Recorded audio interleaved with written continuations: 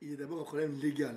C'est que, par définition, un chemin agricole est réservé à l'utilisation par le monde agricole de ces chemins et par ce qu'on appelle ceux qui ont des modes doux de circulation, piétons, vélos, chevaux.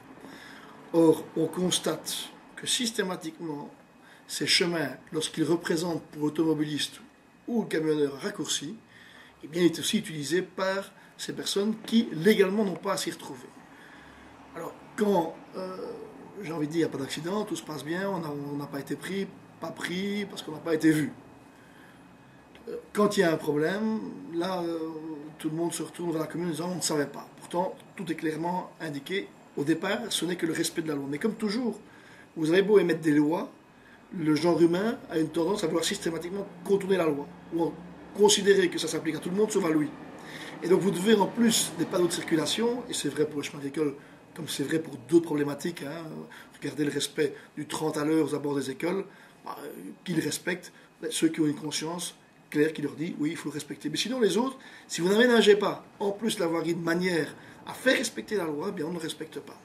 Alors la Flandre, que parfois on critique, mais ici a pris une initiative qui est de dire ces chemins agricoles seront aménagés de manière à ce que, en plein milieu du chemin, une bande de sable soit répertoriée, qui permette finalement aux mots doux de circuler, de passer, qui permette aux charrons agricoles de passer, mais pas aux véhicules.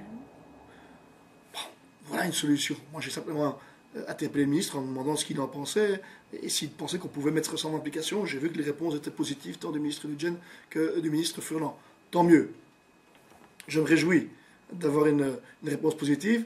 Je regrette qu'une fois de plus, il faille utiliser deniers publics, l'argent du citoyen, pour faire respecter la loi.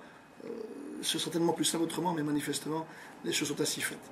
Alors, pour la commune de Frasnes-les-en-Vins, ce que le collège a décidé ce matin, c'est qu'il est à l'occasion, lorsqu'on refera des chemins agricoles, on y pensera, on y réfléchira et on discutera avec les agriculteurs pour voir avec eux la meilleure des solutions.